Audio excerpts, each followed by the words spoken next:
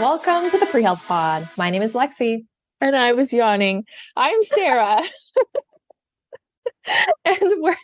and we're a podcast by students for students who've been through undergrad, are going through application processes, and are here to meet you wherever you are. I think that beginning definitely sums up everything we've been going through the last few weeks. Gosh. Seriously. Of course I'd yawn. I know, I'm tired too. I woke up at like 5 a.m. today now because I have so many life updates. But I want to hear about you first, Sarah, because your life update is insane. Yeah. So I had my interview for PA school. Yeah. It was on a Friday, and that program specifically tells you what they decide, whether you're accepted or not to their program this day you interview. So before leaving the interview, they let me know that they were accepting me to their program. So Yay! I am starting PA school in January. Yes, you heard that right. January of 2024. So I have just a couple months to get my life together and get relocated so I can start PA school. And I'm so excited and so scared and so ready. Oh my God. I have so many questions. But first of all, a very important question. During your interview, how did they call acceptances? I'm so curious. Oh my gosh. This was the question that was eating me alive. So we got there in the morning and they did a little breakfast social. So all of the applicants that were interviewing that day could eat breakfast and chat with each other, which was cute. But I was let's get this over with. And then we had group interviews. So we were split up into groups of 5 or 6, and we did an interview with a couple different professors and faculty. And then you waited around for an hour while the other half of the interview group did that. And then you did your individual interviews. And so there was a ton of downtime throughout this whole day where we were all just sitting in a room trying to make small talk. Also still trying to play the part because there were students and faculty watching you while you were in this room. So you're trying to be bubbly and nice and happy the whole time when you're freaking out. But then you had your individual interview. Then we had lunch. Then they took us back for a student panel. So the PA students that are currently in the program answered questions. And then we all sat in the room and got called one by one. And you'd leave the room and you'd never come back. And we don't know. We don't know who got in and who didn't, kind of a vibe. But yeah. So it was terrifying. And every time they came in to gather someone, we'd all get dead quiet and sit up straight, and you could hear a pin drop, and then they'd be my God, Jessica. And then we'd all be just resume, try to act normal while you wait for them to tell you if you got in or not. Oh my God. So how did you feel when they said your name? I was so nervous. Yeah. And then just to make it worse, I get in there, I sit down, and the lady goes, so in a PA school applicant, we're looking for these things. These are the things we look for, and it's not something we can negotiate on. So I hope you can understand. And in your brain, you're oh my gosh, this is my rejection. That was so sad. And she's that we're going to accept you to our program. Oh my God. Because you meet all of these requirements. And you know what I did? I literally said, that was so mean. Oh my God. I literally said that to them. It just came out of my mouth and I was oh my gosh, don't take it back. No take backs. Sarah, that is the craziest interview story I think I've ever heard. It was so emotionally exhausting. Oh my God. I was dead the rest of the day. Well, evening. Because it was from 7 o'clock in the morning. I was there until almost 4 p.m. Did you go celebrate it for dinner that night, or did you crash? I crashed. I fully crashed because I got up at 4:30 to start getting ready for this interview. So I totally just crashed. God. And then the very next day, apartment hunting because I'm moving. Holy crap. Yeah, it's been insane. It's been nuts. Wow. I can just imagine everybody sitting in that room. I can feel it in my heart. It's like causing me stress. I'm like, I can just see everybody sitting there just being like, oh my God. Like, I can't even imagine just what did they do? The people who were left over in the room, they just say, all right, y'all are rejected. No, Oh my they call God. every single person out of the room. Oh, Like, oh, it okay. eventually gets to the point that there's one person left in the room waiting. Because when I got out, there was a guy sitting like in the lobby area waiting for his ride. Yeah. And he told me that the people that were called first were rejected. Whoa. So, like, all of the people called in the first batch were the ones that were rejected. And he was like, yeah, they were all so pissed. But I was thinking about it, and I guess it makes sense because you want them to leave so you don't Yeah. see the people celebrating in the lobby when you come down upset. Yeah. So I mean, I that get makes why they did sense. it that way, but terrifying. But why even do it in person at all? I don't know. I have taken for granted the ability to read a rejection letter in the comfort of your own home. I have taken it for granted. Oh, Sarah. There's some comfort in reading that Yeah. rejection on your couch, you know? So, Sarah, in Yes. 2 years, you're going to be practicing, right? Yeah. That's crazy. I thought about that. Yeah. Oh my God. I'm going to Can- be 24 and I'll be Yeah, a full-fledged PA working. I told Alex, I was like, by the time I turn 24, I'll be starting medical school, and Sarah would have already like been a PA Yeah. and practicing. Like, you're gonna know more than me for a long time. Well, you can ask me if you ever need help. Oh my God, yeah, right. No, So it's are crazy. you still want to do ER, right? ER and gyne? I definitely want to do ER. I honestly don't know what my second subspecialty is. Since leaving the OBGYN clinic, I started working at a neurology clinic, and it's just kind of reminded me that there's so many different options out there. Yeah, So, I mean, I'm just going to wait and see, I guess, what speaks to me the most. But at the end of yeah. the day, ER is where my heart is. So I know I'll end up in an ER somehow. Okay, yeah. Girl. So I got a new job and I work closely with one of the PAs, and she had just gotten out of PA school like 3 years ago. Yeah.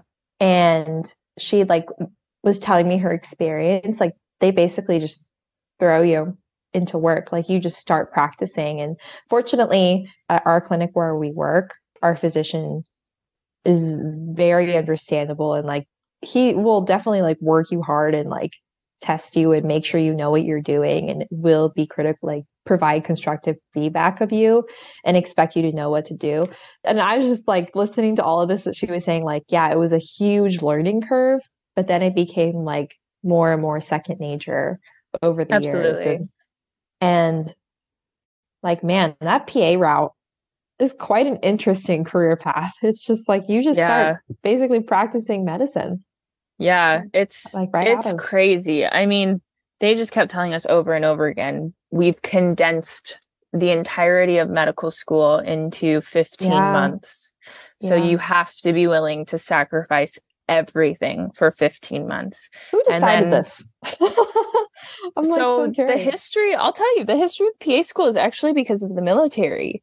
Ooh, It tell me. was, yeah, it was basically created because there were a lot of military members who had learned so much medicine when they were in the field and had learned so much about how to treat fellow soldiers with the little equipment that they had, that when they Mm, got back home and were looking for what to do with the rest of their life, they wanted to do medicine, but they didn't want to do medical school because it's such a long process. When they were like, I yeah, already know how to take care of people. I've been doing this for so long. I don't need to go through 4 years and then 2 years and then all of the things. And so a yeah. lot of them were turning to nursing. But this one Navy man was like, we can do better than that. We have so much knowledge. We can do this just like a doctor can. So he created a PA program, and it just exploded ever since then. Because at the end of the day, yes, it's not as intense as medical school. You're not getting as in depth of knowledge of everything, but you're Yeah. learning everything to a point where you can confidently treat someone. And I mean, for me, Well, like, I want to yeah. work in trauma, do like level one traumas kind of a thing. So I know in my future, I will do like a residency. And they have those for PA students that want to do crazy things like surgery or level one trauma. That's Um, interesting. the funny thing is, it's elective. I don't have to do that to go do level one trauma, but I want to do that because I want to Sarah, be the best I can. But yes. we should. So I'm interested in trauma surgery, but I should become a trauma surgeon and you should be my PA and we should work together. We should just do it. Why not? Yeah. Stop living on the other side of the planet and come closer. Let's go meet in the middle. I don't know. What's in the middle? Kansas. That's like, yeah, Kansas. I know. We could live. Where do you want to live? You still want to live in North Carolina after PA school? Maybe. Maybe Boston. Ooh, Boston would be pretty. Yeah, Yeah, okay. that could be Bet. nice. But that's my life update. It's crazy. Everything is amazing and stressful and terrifying all at the same time. Yeah, you got this, girl. And I'm I here for do. you. We have Thank this podcast to you. rant into the internet. Yes. So I Okay, hope our pause. listeners, yeah, I love that. Oh, Sarah, I'm so happy for you. Thank Like you. when you told me that, I don't know if you know this, I like teared up a little bit because I just know Oh, how much you want this. I feel a little bit of it too because it's like someone in our community has made it, has like yeah. We gotten the get to do acceptance. it. It's huge. This is huge It makes it feel more for you. possible too. Yes. Mm-hmm.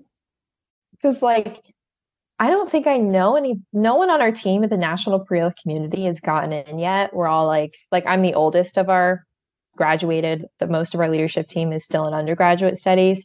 Yeah, So you're the first one, I know. first Isn't that like weird? NPHC acceptance. Oh, it's so weird. Yeah, at I least I can't think believe so. it. If we just offended a past member, we're so I'm sorry. sorry. Please DM me. And be like, oh my God, you forgot about me. Anyway, But yeah, well, yeah. So we have an awesome episode with Victor Agbafe that we're going to transition to like right now. And I'll do the intro then, but he's an MDJD student. We love speaking with him. So interesting. So stay tuned if you want to be maybe a physician slash lawyer slash something in law.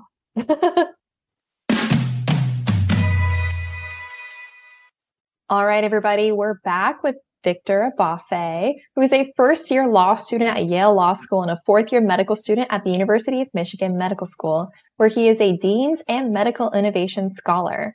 Victor graduated from Harvard College in 2019, where he studied government, and Victor hopes to use his MD/JD to work at the intersection of medicine, law, and policy to make the U.S. healthcare system more accessible and affordable. Victor spends a lot of time conducting research and policy analysis with regard to improving healthcare and surgical access. Victor recently served on the White House Health Equity Clinical Access to Care Roundtable and is a policy fellow for Third Culture Capital, a venture fund focused on investing in early stage healthcare companies. In his free time, Victor enjoys traveling to new places, running, attending music, festivals, and cooking. Thanks for joining us, Victor. This is quite the bio. Thank you all so And much for you're having not me. even a lawyer yet. I'm like, whoa. Well, yeah, thank you for joining us. I would just want to jump into my first question. How did you decide on pursuing the MD/JD route? Yeah, I think for me, at the start of college, coming kind of story starts there in high school. So I was interested in clinical medicine. Two reasons. I did a lot of AP sciences early on. I really liked like the molecular side of biology. I actually thought that's what I was going to like major in college. So between my junior and senior years of high school, I shadowed a surgeon in my town and I really loved it. I felt like in the daily flow of clinical medicine across most types of practices, you get to meet people from a wide swath, right, of like the community in terms of different like backgrounds. People have like different stories.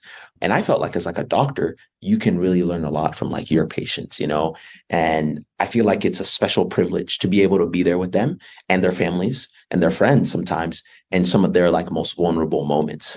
Right. So I felt like in terms of the daily lessons I got there, I feel like the appreciation it gave me for health. And also just I'm someone who likes meeting new people, hearing new stories. I feel like as a physician, you sort of have the privilege to do that.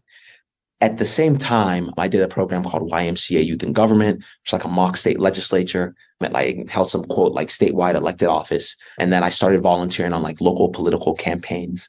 I saw policy and politics as like a realm through which you can work with the greater community and hopefully come to consensus to advance, policies and initiatives that really can help us improve society, right, on a wider basis and expand opportunity. So coming into like my freshman year of college, I was doing some government courses, some pre-med courses, some economics courses, delved in a little bit there. And I didn't know how I was sort of going to tie them together. But I interned on the Hill in summer 2016 with Senator Elizabeth Warren. And I remember going to a committee hearing on health equity with the former Minnesota Commissioner of Public Health. And he talked about the phrase I heard for the first time, the social determinants of health, and how the social factors around, the environment someone lives in. What do workplace policies look like for somebody who works? Access to food, also baseline, access to healthcare. That was going to do a lot more to influence your patient's health than even like the direct recommendations you give them, right, in the process of giving clinical care. And it's going to have a lot to do with how well they're able to sort of adhere to your recommendations. And he felt like people who are clinicians or want to be clinicians should use their platforms to help advocate for broader improvements to healthcare systems. So for me, I think over time, I found that through that experience, that settled me to sort of major in government, to have the pre-medical knowledge, but also to think about things in terms of how do systems, influence not just our healthcare policy, but the way our policies, our economic systems work more broadly. And then my mom, she's a family physician, and we often talk about a lot of these things around like social determinants and, how they impact her patients. Over time, I felt like it seems like physicians who kind of work on the ground taking care of patients have one language through which they view healthcare. I felt like a lot of those in law who oftentimes create the policies, whether you're talking about drug policy around intellectual property, how we pay for care, they have a very different language. So I felt like with the MD-JD that I could work as a language translator at that intersection to be able to advocate for various changes to our healthcare system. Yeah, that's a very interesting perspective. And it sounds like you started out with an interest in medicine and then you really got involved in policy, but you still stuck back to that interest initially in medicine. My degree's in microbiology, so I also love molecular biology. That's what I did my research in. So definitely agree with you there, but really quite interesting. And so you just finished at University of Michigan, right? And you just I have Yale. So many questions. Because I just was looking at your bio again, because I listened to Lexi and I was like, did I hear that right? Yeah. You're a fourth year medical student and a first year law student? So I'm on leave right now from Michigan. Okay. I'm going to be at Yale here for the next 3 years. I'll graduate in May 2026. June, I'll be back in Michigan doing my sub-internships, which are like your tryouts for residency. Then I'll finish that last year. That is crazy. Wow.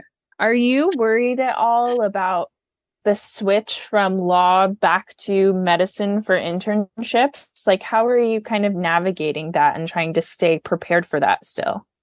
Yeah, I guess, right. Time will tell. The record will show when I'm a fourth year. I planned that out well. My plan now is to take these first few months of law school to kind of get the flow of it, right? It's its own language, really get down how to review these cases efficiently and sort of legal writing, which outside of other realms of writing I've done is its own way of doing it. I think around the winter, I hopefully plan to, here at Yale, go shadow some of the ORs. There's also like a Haven free clinic here that we can part of. We can provide legal services because it's a medical legal partnership, or at least assist the lawyers in providing those services because I'm not a lawyer yet. Right.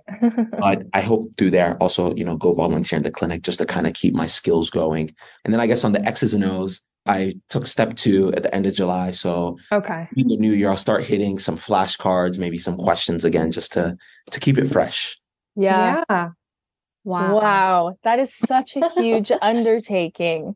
How does your mom feel about this? It feels good. She encouraged me. I think, honestly, I was considering that. I think my mom's I think she's someone who thinks that anything is possible. I think that we only limit ourselves, right? In terms of when we think about how can we serve our community? How can, we help make the world a better place? We should be very expansive and very ambitious there. So she actually seen like my interest in sort of like policy and government and medicine through that first idea of like the MD-JD. And I think initially, I think I was intimidated because you don't have like many MD-JDs. And I think when you talk to a lot of people, they'll say like, whoa, that's like a lot of years, this. But I think what I've seen is that you will get older, right? Time will continue to move. I think the question is, how are we using that time? Are we pursuing our dreams? And I think by extension, doing what we can to hopefully help shape our community, shape our world in a more fair and just way, and giving ourselves the tools, right, to be active participants in that. Absolutely. Yeah. I'm just curious, have you found like other MD-JD students that you've like kind of been going through this journey with, or do you feel like you're kind of alone in this path? No, there are definitely a few, I think, like who are further along in the journey at kind of around my level, and even undergrads, who have told me that they're interested, and it's been fun kind of talking to them. Yeah. Hope giving them some advice. Yeah, wow. There's actually Tuel here. He's decided he doesn't want to do medical residency, but he finished his med school at Mount Sinai. He's a second year at Yale Law School. And there are a few MD-JDs I've met. Some who I think is now one who is the chief health officer for City Block Health, a company to address social determinants needs. Personally, used to work in terms of improving our care system and the carceral system. Dr. Cameron Matthews, she was, when I was in my gap year, saying I want to do an MD-JD, it was amazing to chat with her on the phone to kind of like get her advice. I think another model is somebody named Dr. Rahul Rajkumar, who I believe works in insurance now for Optum, but his story is interesting. He thought he was going to, from when we chatted, do like global health justice work, but a guy at the time, former senator who became President Obama, started his campaign. He was in law school.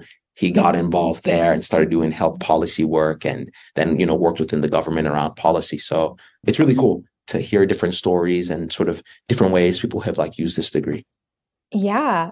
And it seems like not a lot of students go this route. Wow. I have another question. Can I ask another question? Yeah, Sarah, go ahead. I'm surprised. No, I mean, I don't know. I'm just really interested in this path. Something that like I feel like we kind of struggle with as like pre-PA students is you can't really let the schools know what your full plan is, because the ideal candidate in their eyes is a student who wants to practice in primary care in rural medicine. And if you like start to talk about wanting to be something in some other specialty, they get a little nervous about you as a candidate. And that can like make it so that you don't actually get a spot in a PA school. So I'm kind of wondering if that kind of mindset applies at all to this. Like when you were applying to medical school, were you worried about presenting yourself as an MD-JD student? Or do they still look at that the same and like, oh yeah, that's going to be a great student for us? Yeah. I mean, I kind of did them in silos. So I did the med school application process during my gap year. And then my first year of med school is when I applied to law school. I mean, I think that, how would I put it?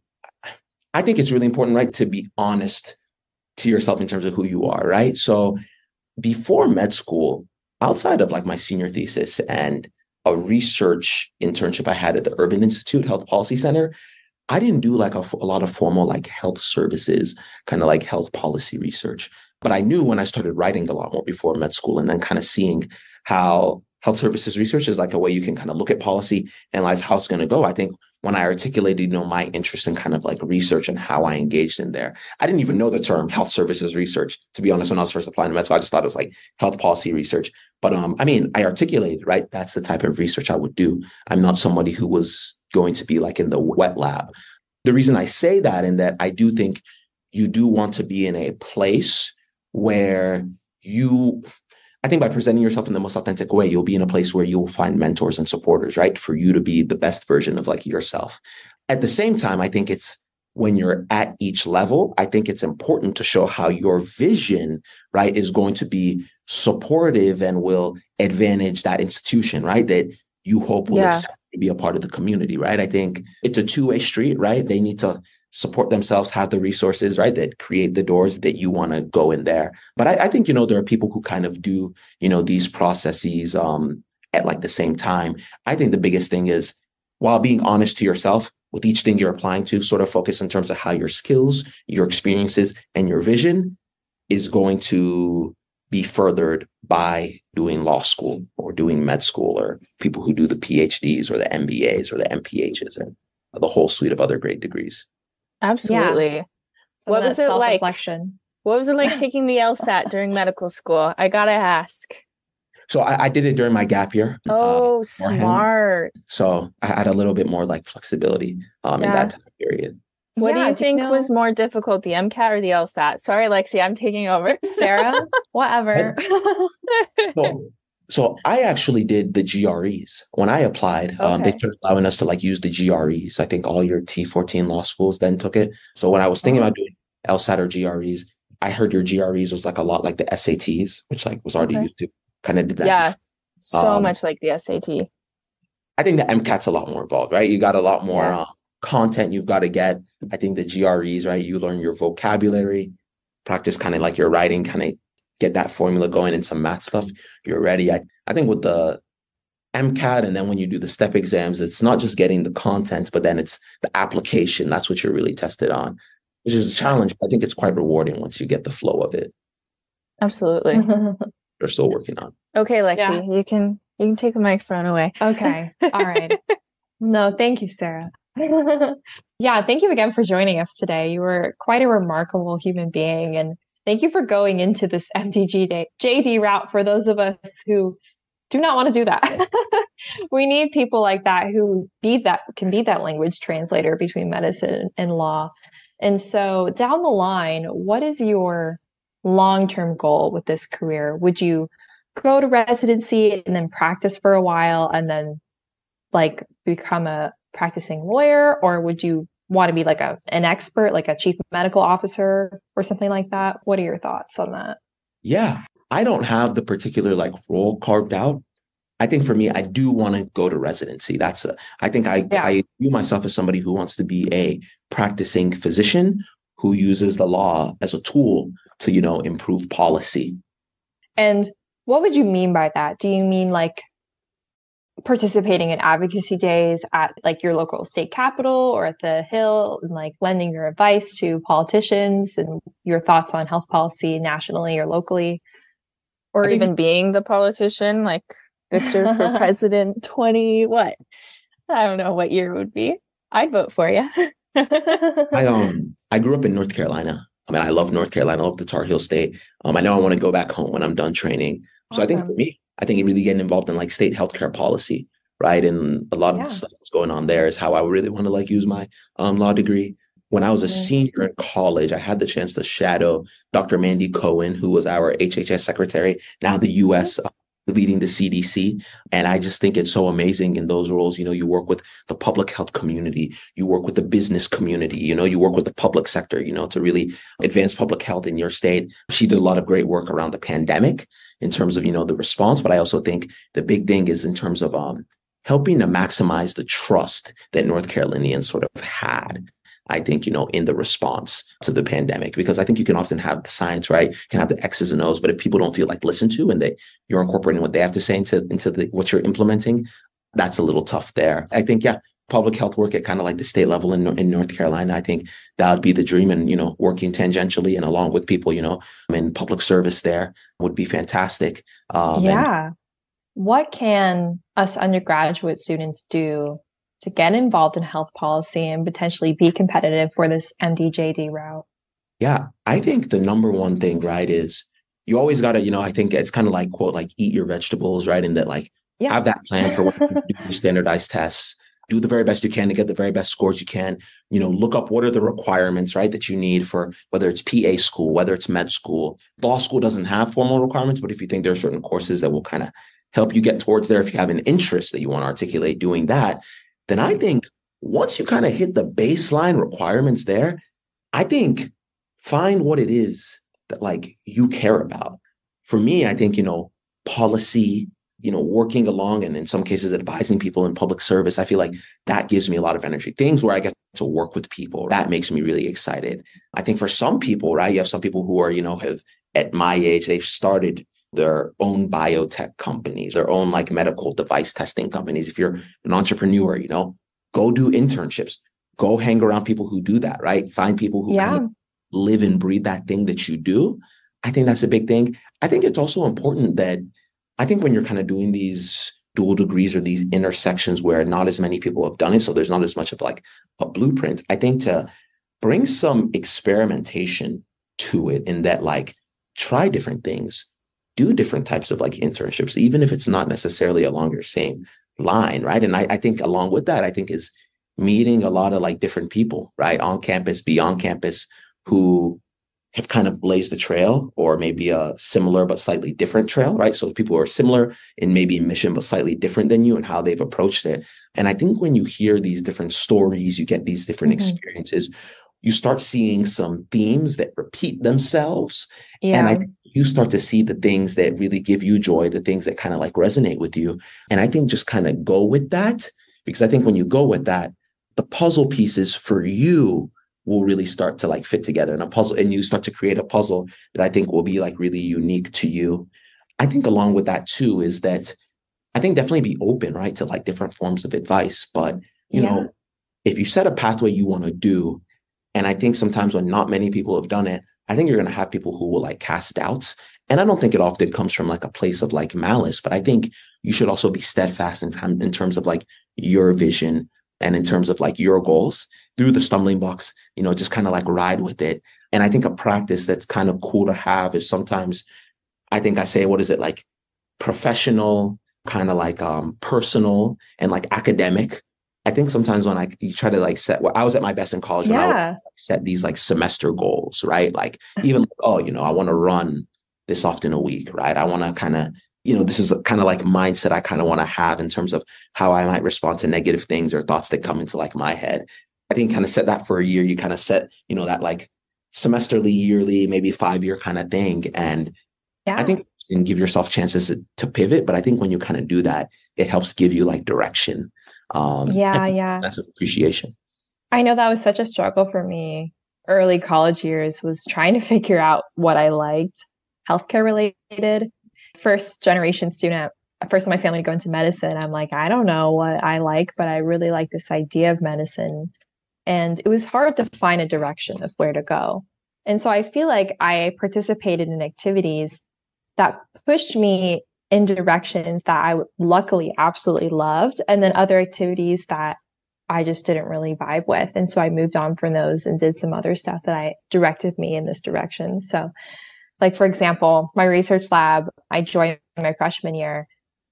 I just joined because I thought it was initially interesting. I didn't know if I'd like it, and I absolutely loved it and stayed all 3 years. But then I participated in, let's see, what's another example? Oh, I joined just some random club at college that I thought would be fun, and I just didn't want to do it, and I quit that semester. But that's okay. You just find your niche and then stay committed to the things you love, and then med schools will reward you for that, because commitment is probably one of the most important aspects of a medical school application, showing that you can stay with something that you also have a passion for a long time. So yeah, thank you for sharing that, Victor. I want to ask you, with your legal expertise that you've had with, well, how long have you been in law schools for? Week 4 here. Week Week 4. 4. All right. We'll see how you answer this. But what is one thing you would change about the US healthcare system? Okay.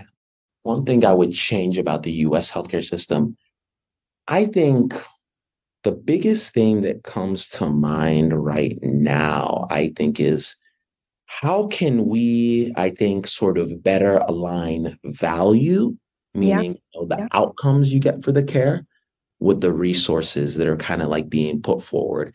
And I don't just mean that in the sense of kind of like the broader value-based payments we're moving towards, but I think more granularly in that, when we talk about drug pricing, right?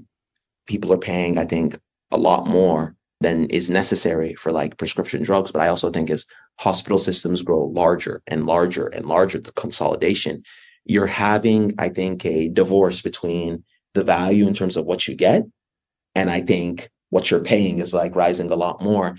And I would say the way that I would kind of try to move us in that direction right now, and I think there are a lot of initiatives, is sort of ushering, I think, a lot more transparency, right, to the process in terms of like, what does it cost really for like this lab test like you're paying for? think that, you should have like a lot more transparency in terms of like outcomes that you get at different medical sites with different like providers. And also with like the research meeting I sort of had like right before this and that, discussions is kind of, also as we're talking about like equity right now, is also when I think a lot of healthcare entities are sort of discussing their moves towards equity. I think we also need to like see the receipts, right? We need transparency. How diverse are like your clinical trials, right? Truly. And, when you're doing a trial and you're saying, let's say, this medication you're coming with is meant to like treat Alzheimer's disease. In terms of the markers you're using there, are there clinical outcomes that are really linked there? And have those outcomes be shown to be the case in a diverse population? So I think we should have more transparency in our healthcare system as a means to bring the resources we put with care in line with the value we get for our healthcare. I so agree with you. So one of the things I did to prepare for my PA school interview was I did a lot of research on like public health issues and what's going on with the government versus healthcare, because I knew I was going to get asked something. And something I stumbled upon was this thing called baby-friendly hospitals. I don't know if you guys have ever heard of it, but it's something that they just started like super funding. There's like $16 million like being dispersed to these hospitals that are baby friendly. And the whole idea of baby friendly is that there's no nursery that the babies go to. So instead of mom going to the room to rest and recover and baby going to the nursery, baby goes directly to mom's room with her. And it's supposed to promote breastfeeding. Yeah, okay. Now here's the thing. Clinically, it's bad for baby and mom. Like I was reading all about all of these different clinical studies that are going on that are showing that this is having adverse health effects for both mom and baby. Mom's not getting the rest she needs to actually heal and recover.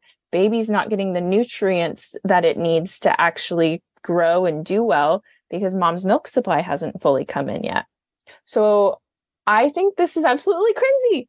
And I can't believe it's a thing because even though the clinical studies are all showing it's not good, they just what's it called? Dispersed, I don't know, $16 million.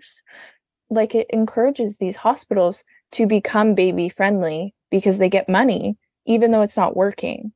Interesting. So how do we fix that? It made me really mad when I learned all about it. I was like, this is terrible.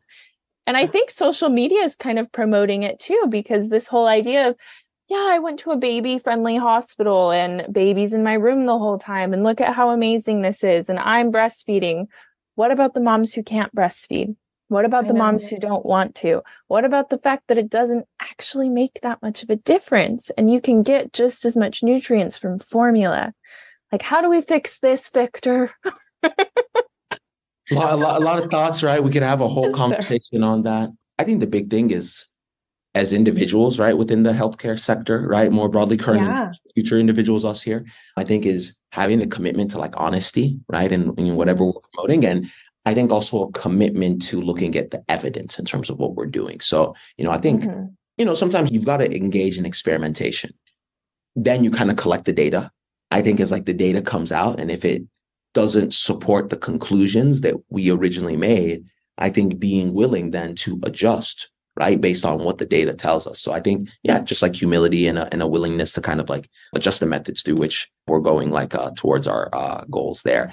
And I think to your point, actually, on social media, I think it's really important in the medical and science community for us to kind of take things that I think are kind of formulated in, quote, the ivory tower and translate it, right, in common speak, in the way like we speak each and every day, and on, I think, forms of communication that we use, right? Whether that's social media, whether that's like TV, because even us a lot of times don't have a lot of times to delve through a lot of like these peer-reviewed journals and to read all the paragraphs. So, let's kind of give like the TLDR and translate it for the broader public so that everyone has kind of like a table to like debate around these decisions we're making and how we're sort of doing research around the policies that are in place.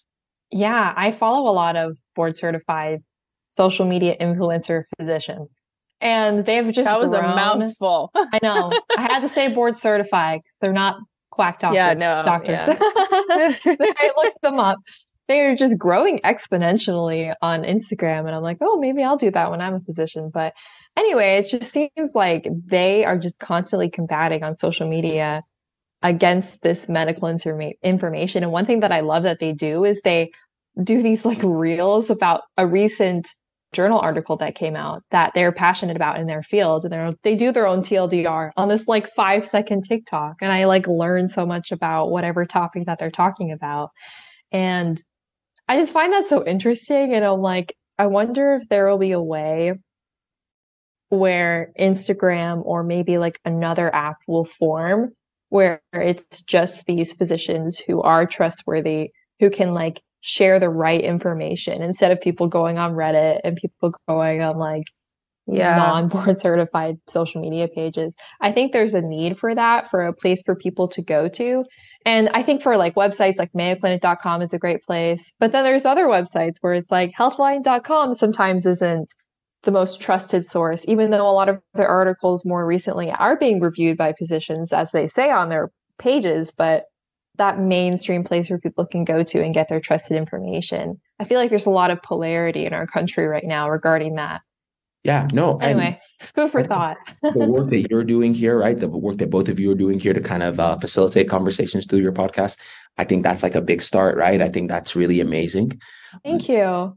I think you've got other people like Joel Burvell, fourth-year medical student at Washington State. He makes these like short little reels on like Instagram, and he's kind of been focusing on like health equity, right? And kind of like the history of the medical system, and sometimes taking a lot of current issues and putting them in like a broader context. And I feel like he's done an amazing job, I think, like engaging people and in a very like exciting way. So I think there's a lot of work being done.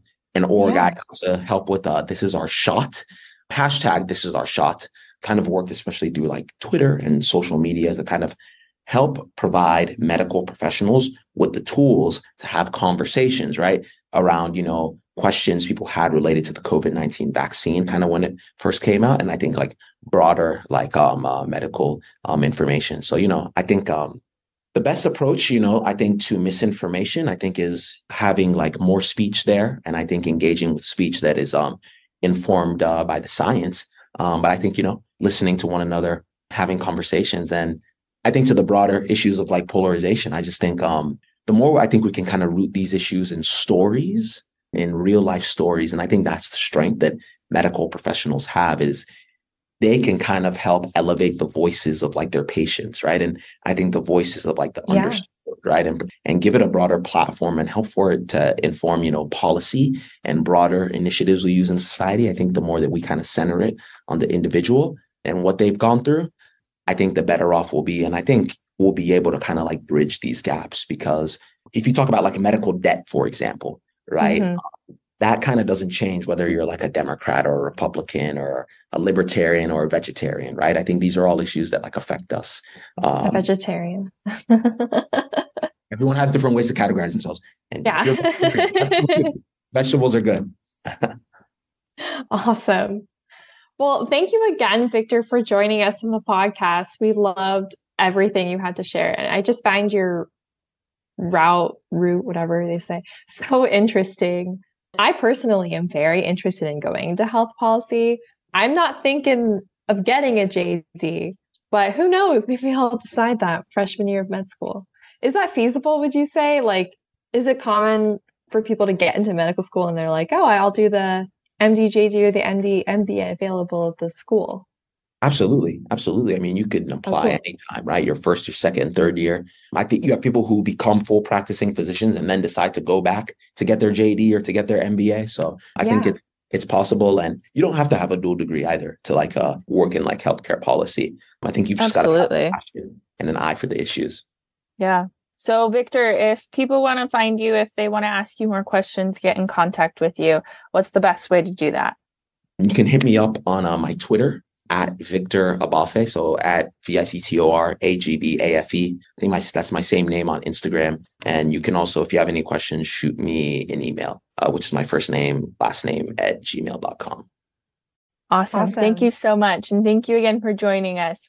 I feel like I learned a lot today. Thank you all. Really loved the work you all are doing. I think this is really cool. It was a lot of fun. And I hope you all have a great weekend. Thank you. Thank you so much. This podcast was produced by Ari Rosenthal, Lorelai Edmonds, and Aditi Galande. You can find our conference on Instagram, Twitter, and LinkedIn at National Pre-Health Community or MPHC 2020. You can also find our wonderful podcast on Instagram at PreHealthPod. Find all of our events at our website at www.nationalprehealthconf.org. That's conf.org at the end.